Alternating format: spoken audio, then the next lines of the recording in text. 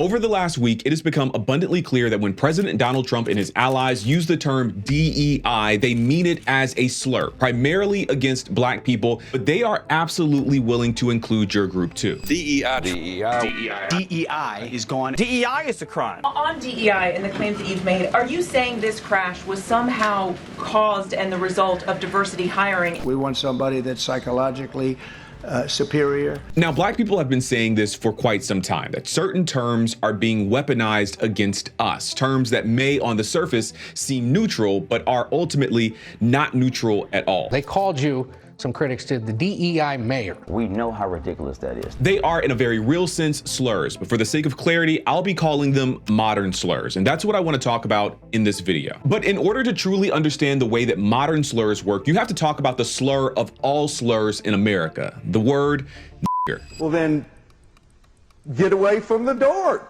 nigga. This is the rise and hopefully fall of the modern slur. Let's dig in.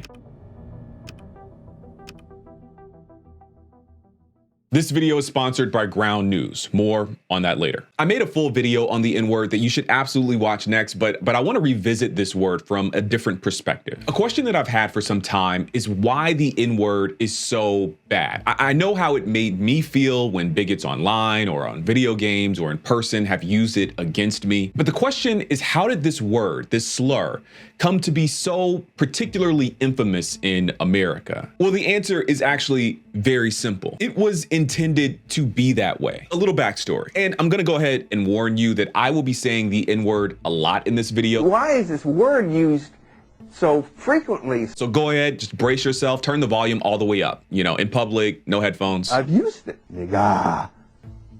You know, nigga, please. Nigga.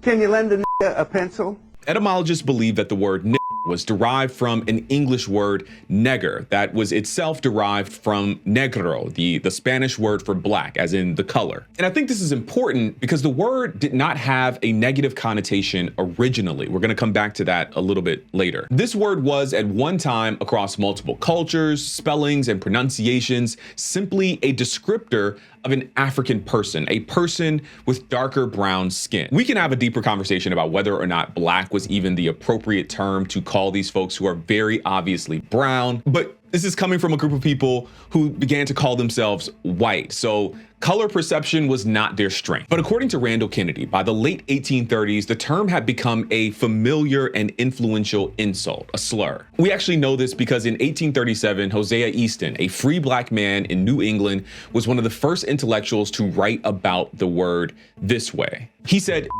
is an opprobrious term employed to impose contempt upon black people as an inferior race. The term itself would be perfectly harmless were it used only to distinguish one group from another, but it is not used with that intent. It flows from the fountain of purpose to injure. And this is the key. The word was at one point just a descriptor, but through an intentional effort to make it something else, it became the N-word that we know today. The history of this word is bloody. To be a is to, in the mind of the bigot, deserve dehumanization, lynchings, terrorization, bombings, mob violence. For the white racist and those that love them had this coming. What white people have to do is try to find out in their own hearts why it was necessary to have a nigger in the first place. Because I'm not a nigger, I'm a man. But if you think I'm a nigger, it means you need it. The question you got to ask yourself, the white population of this country has got to ask itself, if I'm not the nigger here, and you invented him, you the white people invented him, then you got to find out why. But as they do, times changed. The success of the civil rights movement meant that being overtly bigoted wasn't okay anymore. The use of terms like nigger in this new polite society would get you fired, require an apology tour, and mark you as a person outside of the mainstream for the rest of your days. Kind of. I is what I is, and I'm not changing. And as a result, I think that people started to believe that racism was either a thing of the past or something that would altogether die off once all the old, stuck-in-their-ways bigots went to their graves. Which is a nice idea, quaint even. But that isn't how the world works. Racist ideas are routinely rebranded into something more palatable for every generation. And the current DEI discourse is exactly that. DEI, or diversity, equity, and inclusion, describes programs, policies, and practices that are designed to make environments, usually workplaces or educational institutions, more fair and welcoming to folks who have been historically excluded from those institutions. Think Black people, women, veterans, immigrants, folks with disabilities, queer people. I have my critiques of diversity, equity, and inclusion, mainly that, ironically, it poses no significant threats to the status quo, precisely because it is designed to uphold and serve the status quo. But to be abundantly clear, DEI is an objectively good thing, and the people who stand to benefit from it the most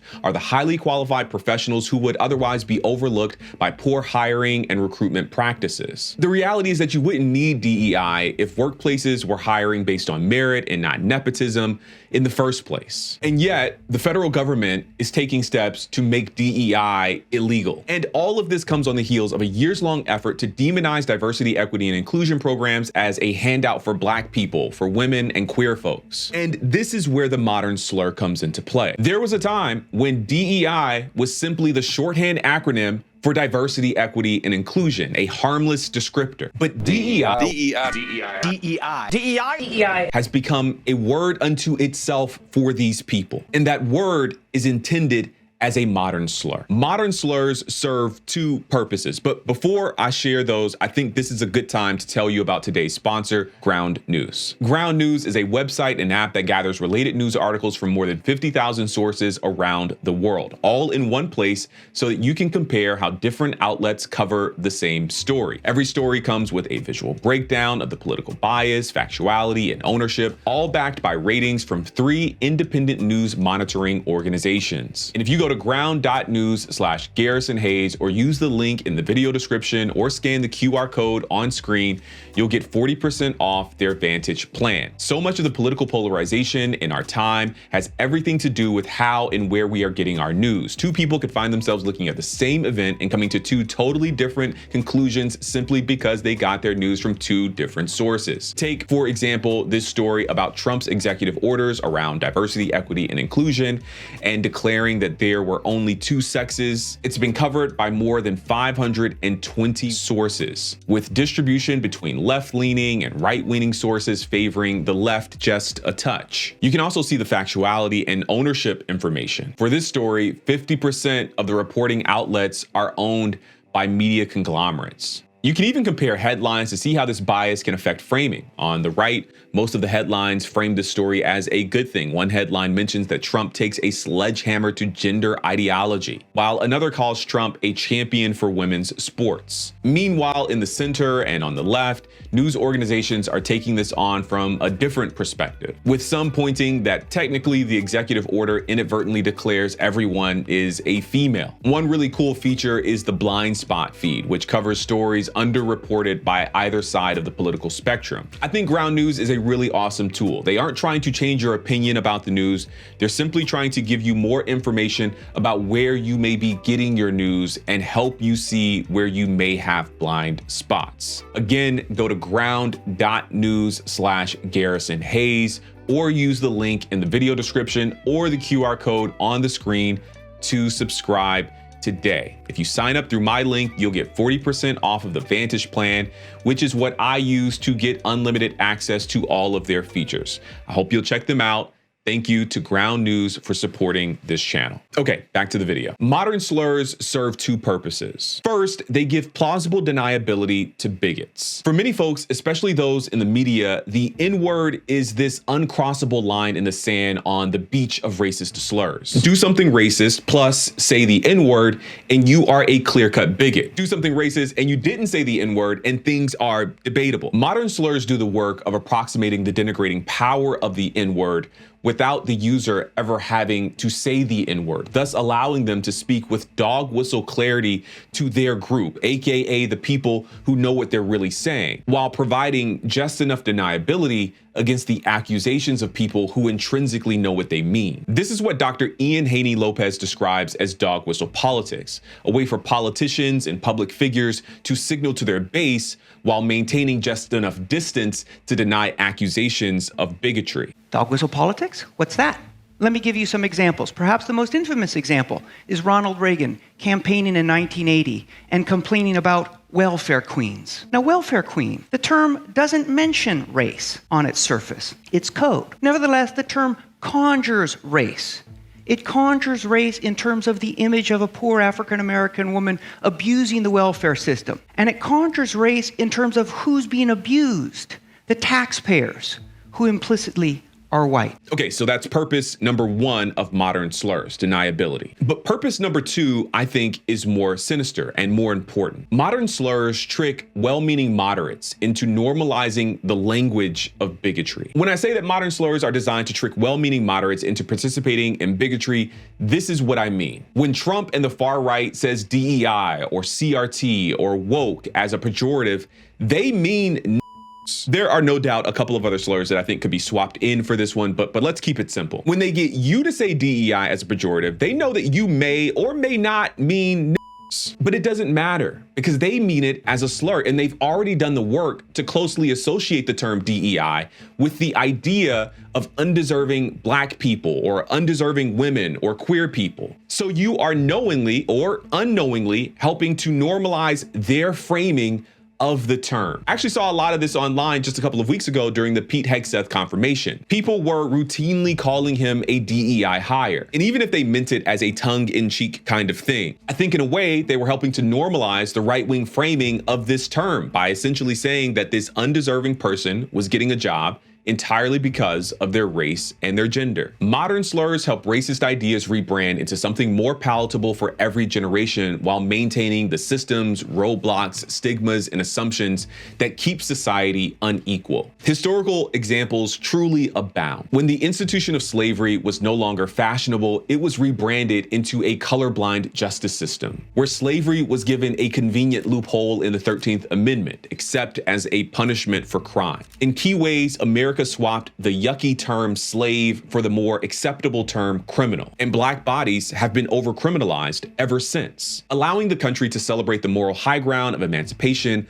while simply engaging in slavery by another name. Going forward 100 years after the Civil Rights Movement, Jim Crow terrorism was rebranded into more palatable terms like the war on crime and gerrymandering. But what was the war on crime? It was state-sanctioned violence against Black people predominantly, but marginalized communities more broadly. What is gerrymandering, except for the dilution and disenfranchisement of people's votes, usually Black people? We use these terms not because they mean something different from the very injustices that people like MLK and Medgar Evers were fighting against. We use them because they are more palatable. They don't make us feel bad, and more importantly, they don't make us look like bad people. Today, the terms woke and DEI and CRT are being used to train a brand new generation into devaluing the ideas and social contributions and presence of Black people specifically and marginalized groups more broadly. At the beginning of this video, I mentioned that we talk about the rise and hopefully the fall of the modern slur. And I mentioned the fall because I think that there is a solution to this problem. Truthfully, I think it's very simple. Only use these terms when you intend to convey their original meaning. When you say CRT, mean a complex academic and legal framework designed to interrogate the role of race and racism in society and policy. When you say wokeness, do so as a way to express an awareness that systems of marginalization are everywhere and affect everything, and we can't afford to sleep while our rights are being compromised. When you say DEI, mean diversity, equity, and inclusion. Mean anti-segregation. Mean that your workplace or university has been a historically white and male institution, and that interrupting that trend is a good thing. What I'm saying is disrupt the way that bigots are co-opting language and creating new slurs by any means necessary. Okay, I think I'm gonna call it there. All of that I just said is what I think, but please tell me, what do you think? Let me know down in the comments, which is just below the like button. Huge shout out to everyone who is already subscribed. If you aren't, please consider doing so and joining this community. If you like this video, it actually really, really helps. There's so much going on out in the world. There's a lot going on out there. And truthfully, it's hard to kind of keep up with it all. So I'm going to try to make dispatches and commentary and keep you in the know and make things like this as often as possible. So yeah, be sure to subscribe and stay tuned for more. And as always, I am grateful that you are here, my friends. Until next time, peace.